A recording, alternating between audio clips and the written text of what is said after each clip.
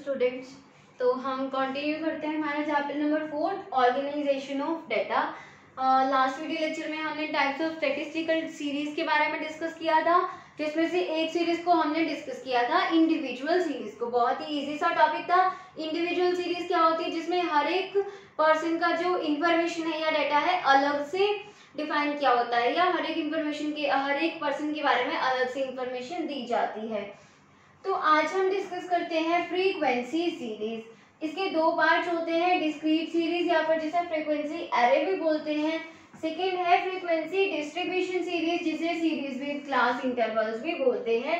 Mainly जो इन्हें बोला जाता है वो डिस्क्रीट सीरीज और फ्रीक्वेंसी डिस्ट्रीब्यूशन सीरीज के नाम से ही बोला जाता है। तो फ्रीक्वेंसी सीरीज का छोटा सा एग्जाम्पल हमने देखा था, तो आज हम उसी को डिस्कस करेंगे कि फ्रीक्वेंसी सीरीज क्या डिस्क्रीट सीरीज क्या होती है और फ्रीक्वेंसी डिस्ट्रीब्यूशन सीरीज क्या होती है। सबसे पहले हम डिस्क्रीट सीरीज के बारे में डिस्कस करते हैं। जैसे कि हमें बता दिया पॉकेट अलाउंस, पॉकेट मनी के 100 रुपए, जैसे कि हमने लिख दिया कि 100 रुपए पॉकेट मनी लेने वाले बच्चे, 150 रुपए पॉकेट मनी लेने वाले बच्चे, 200 रुपए पॉकेट मनी लेने वाले बच्चे, ऐसे बच्चे जिन्हें 250 रुपए जेब खर्च मिलता है, और ऐसे बच्चे जिन्हें 300 रुपए जेब खर्च मिलता है, और ऐसे बच्चे जिन्हें 400 रुपए जेब खर्च मिलता है। क्लियर? इस तरह से हमने एक टेबल बना ली और उसके बाद हम स्टूडेंट से इंफॉर्मेशन कलेक्ट करना स्टार्ट कर रहे हैं। हम क्या कर रहे हैं, स्टूडेंट से इंफॉर्मेशन कलेक्ट करना स्टार्ट कर रहे हैं। तो हमने क्या देखा कि 100 रुपए पॉकेट मनी मिल रहा था एक बच्चे को। जैसे जैसे हम धीरे धीरे बच्चों से इंफॉर्मेशन लेते गए, तो हमें पता चला कि एक और बच्चा है जिसने बोला कि उसका जेब खर्च 200 रुपए है। एक और बच्चा है जिसने बोला उसका जेब खर्च 150 रुपए है, और एक और बच्चा आया जिसका जो जेब खर्च था वो कितना था, 200 रुपये। दूसरा बच्चा जिसका जेब खर्च 200 रुपये। पहले एक बच्चा बता चुका कि उसका जेब खर्च कितना है, 100 रुपये। अब सेकंड स्टूडेंट से फिर हमें इंफॉर्मेशन मिली कि उसका पॉकेट मनी कितना है, 100 रुपये। तो हमने इस तरह से रिप्रेजेंट किया कि अब तक 100 रुपये पॉकेट मनी लेने वाले 2 बच्चे। अब उसके बाद हम क्या देखते हैं कि 250 रुपये जेब खर्च लेने वाला एक और बच्चा है, और 200 रुपये इस तरह से एक और। तो अगर इस तरह से करते करते 3 स्टूडेंट्स आते हैं जिनको 100 रुपये पॉकेट मनी मिलता है, 2 स्टूडेंट्स आते हैं जिनको 150 रुपये पॉकेट मनी मिलता है, 200 रुपये पॉकेट मनी लेने वाले कितने बच्चे हैं, 5 बच्चे। तो इस तरह से हम क्या कर देंगे, ये जो है इसे टैली बार बोलते हैं। टैली बार्स की हेल्प से हम बता रहे हैं कि कितनी फ्रीक्वेंसी है। अगर 200 रुपये जो जेब खर्च है वो 5 बच्चों को मिलता है, तो हम इस तरह से 1 2 3 4 और इस तरह से एक लाइन डाल देंगे, जिससे कि हमें ये पता चलेगा कि 5 बच्चे हैं जिन्हें 200 रुपये जेब खर्च मिलता है। मानिए 3 बच्चे हैं जिन्हें 250 रुपये पॉकेट मनी मिलता है, 4 बच्चे हैं जिन्हें 300 रुपये पॉकेट मनी मिलता है, 2 बच्चे हैं जिन्हें 400 रुपये पॉकेट मनी मिलता है। तो इसे हमने किसकी हेल्प से लिख दिया, फ्रीक्वेंसी। अब हम इसकी क्या, टैली बार्स की हेल्प से अब हम इसकी फ्रीक्वेंसी बना देंगे कि 100 रुपये पाने वाले 3 बच्चे हैं, 150 रुपये पाने वाले 2 बच्चे हैं, 200 रुपये मिलता है 5 बच्चों को, 250 रुपये जेब खर्च है 3 बच्चों का, 300 रुपये जेब खर्च है 4 बच्चों का, और 400 रुपये जेब खर्च है 2 बच्चों का। तो ये एग्जाम्पल है हमारा डिस्क्रीट सीरीज का, जिसमें हमने क्या कर लिया, एक टेबल बना लिया और उसके बाद बच्चों से इंफॉर्मेशन कलेक्ट करना स्टार्ट किया, और जो हमें इंफॉर्मेशन मिली उसकी हमने फ्रीक्वेंसी बना।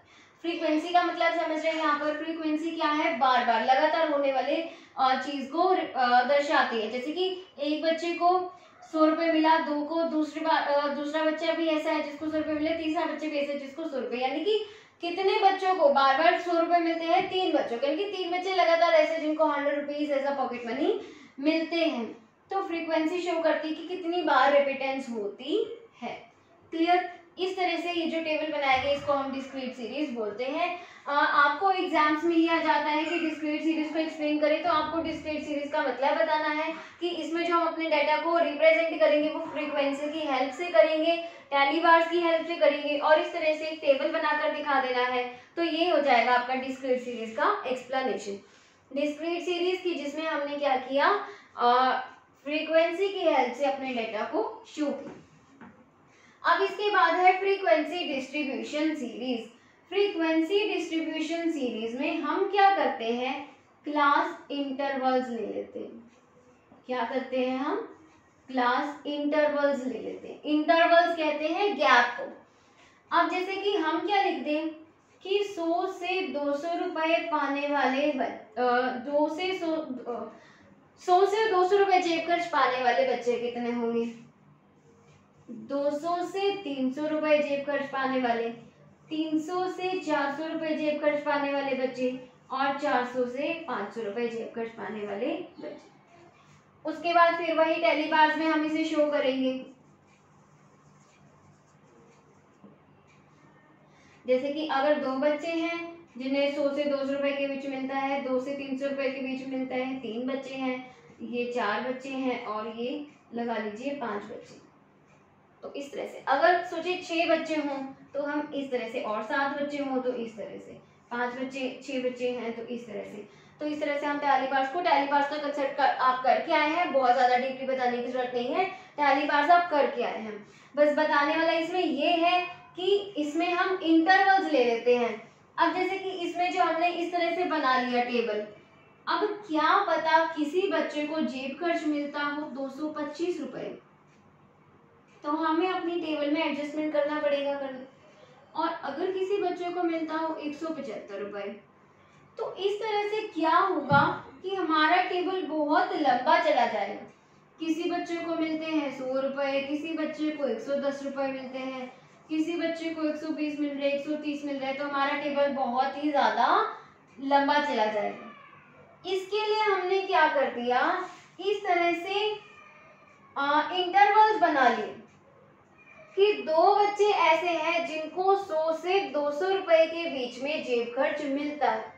कहने का मतलब ये बना कि ये दो बच्चे हैं जिनको 100 से 200 के बीच में जेब खर्च मिलता है, या तो इनको 100 रुपए भी मिल सकते हैं, 110, 120, 130, यानी कि 100 से लेकर के 199 रुपए जिनको मिलते हैं वो हमने इधर डाल दिए। इससे क्या हुआ कि जो हम डेटा को रिप्रेजेंट कर रहे हैं वो और सिस्टमैटिकली हो गया। पहले हमने इंडिविजुअल सीरीज पढ़ा था जिसमें हर एक पर्सन के बारे में अलग अलग बताया जाता है, वो हमें लगा कि वो जो सीरीज है वो लेंथी हो जाएगी अगर हमारा डेटा ज़्यादा होगा। फिर उसके बाद हमने इस तरह की टेबल को देखा, इस तरह की टेबल भी बहुत ज़्यादा लेंथी हो जाएगी अगर हमारे डेटा में वेरिएशंस है, भिन्नता है। तो अगर हमारे डेटा में वेरिएशंस है, भिन्नता है, तो हम इस तरह के डेटा को क्या करेंगे, यूज करेंगे, ताकि जो हमारा डेटा है, मतलब जिस तरह से हम अपने डेटा को लिख रहे हैं, इंफॉर्मेशन कलेक्ट की हुई इंफॉर्मेशन को लिख रहे हैं, तो हम अगर इस तरह से लिख दें तो हमारा जो डेटा है वो क्या हो जाएगा, और भी ज्यादा इजी हो जाएगा। समझ में आ गया होगा, किसी तरह की कोई दिक्कत वाली बात नहीं है। इसमें हम इस टेबल में हम इस तरह से लिखते हैं और वहां पर हम इसे सीधा लिखने की बजाय इंटरवल्स बना करके लिख देते हैं। क्लियर? अब देखिए ये जो है इसे बोलते हैं फ्रीक्वेंसी। जब हमने डिस्क्रीट सीरीज से फ्रीक्वेंसी बनाई तो उसे बोलते हैं क्या, फ्रीक्वेंसी। अब जो हम इससे फ्रीक्वेंसी बनाएंगे उसे हम बोलते हैं क्लास फ्रीक्वेंसी। 2, 3, 6, 7, तो ये क्या हो गई हमारी क्लास फ्रीक्वेंसी। क्लियर? अब देखिए कुछ एक और टर्म्स हैं, इन्हें हम बोलते हैं टैली बार्स। आपको पता है कि इन्हें टैली बार्स बोलते हैं। अब कुछ एक टर्म्स है इससे रिलेटेड। सबसे पहला तो ये कि इसे क्या बोलते हैं, क्लास इंटरवल्स बोलते हैं। ये जो है इसे क्या बोलेंगे, क्लास इंटरवल बोलेंगे। इसमें जो छोटे वाली रकम होगी उसे हम बोलते हैं लोअर लिमिट, और जो बड़े वाली रकम होगी उसे हम बोलते हैं अपर लिमिट, लोअर लिमिट और बड़े वाले को अपर लिमिट, ठीक है। और इनके बीच का जो गैप होगा उसको हम बोलते हैं मैग्नीट्यूड ऑफ क्लास इंटरवल। क्या बोलते हैं? Magnitude of class interval, M से भी डिनोट कर देते हैं, मैग्नीट्यूड ऑफ क्लास इंटरवल। तो कितना हुआ, इनको माइनस करके पता चलेगा, 200 माइनस 100, तो कितना मैग्नीट्यूड है, कितना डिफरेंस है, 100 का डिफरेंस है हर एक क्लास इंटरवल में। और इससे हम मिड वैल्यू भी निकाल सकते हैं, 100 और 200 की हम क्या निकाल सकते हैं? मिड वैल्यू निकाल सकते हैं। कर क्या आए हैं आप ये सब चीजें? लोअर लिमिट क्या होता है, अपर लिमिट क्या होता है, आप 10th में पढ़ के आए होंगे, मैथ्स में मीन वाले चैप्टर में आपने पढ़ा होगा। Lower limit, upper limit, mid value कैसे निकालते हैं वो भी पता होगा। L1 plus L2 by 2, lower limit plus upper limit divide by 2। Lower limit 10 है, sorry 100, upper limit 200 divide by 2, यानी कि 300 डिवाइड बाई 2 कितना आ गया? 150। इसी तरह से इसकी भी मिड वैल्यू निकाल सकते हैं, 200 plus 300 divide by 2, 300 400 divide by 2, 400 plus 500 divide by 2। तो इस तरह से हम क्या कर सकते हैं? मिड वैल्यू निकाल सकते हैं। किस फॉर्मूले से? Lower limit plus upper limit divide by 2। तो ये थे कुछ एक कंसेप्ट जो कहीं ना कहीं आप करके आए हैं, बस आपको रिमाइंड कराना था। 10th में जब आपने मीन वाला चैप्टर किया था तो हर एक इस काम को आपने अच्छे से किया था। डिस्क्रीट सीरीज को किया था, जिस तरह से जिसका परफॉर्मा ये रहता है, कॉन्टिन्यूस सीरीज बोलते थे, या फिर फ्रीक्वेंसी डिस्ट्रीब्यूशन सीरीज बोल देते हैं जिसका परफॉर्मा ये रहता है। डिस्क्रीट सीरीज वाली जो फ्रीक्वेंसी है उसे हम नाम देते हैं फ्रीक्वेंसी, और फ्रीक्वेंसी डिस्ट्रीब्यूशन सीरीज में जो फ्रीक्वेंसी होगी उसे हम नाम देते हैं क्लास फ्रीक्वेंसी। और ये जिसकी हेल्प से हमने फ्रीक्वेंसी बनाई उसे हम बोलते हैं टेली बार्स। और ये जो है इन्हें हम बोलते हैं क्लास इंटरवल्स। छोटे वाली रकम को हम लोअर लिमिट बोलेंगे, बड़े वाली रकम को हम अपर लिमिट बोलेंगे। और इनसे हम मिड वैल्यू भी निकाल सकते हैं, लोअर लिमिट और अपर लिमिट दोनों को ऐड करके 2 से डिवाइड करके हम क्या निकाल सकते हैं? मिड वैल्यू निकाल सकते हैं, कैलकुलेट कर सकते हैं। तो आई होप आपको ये जो टॉपिक है समझ में आया होगा। टाइप्स ऑफ स्टैटिस्टिकल सीरीज, जिसमें हमने इंडिविजुअल सीरीज को पढ़ा, फ्रीक्वेंसी सीरीज को, फ्रीक्वेंसी सीरीज के दोनों पार्ट्स को, डिस्क्रीट सीरीज और फ्रीक्वेंसी डिस्ट्रीब्यूशन सीरीज। तो अच्छे से आई होप आपको समझ में आ गया होगा। नेक्स्ट वीडियो लेक्चर में हम नेक्स्ट टॉपिक डिस्कस करेंगे। तब तक के लिए बने रहिए हमारे चैनल के साथ, स्टडी करते रहिए। Thank you.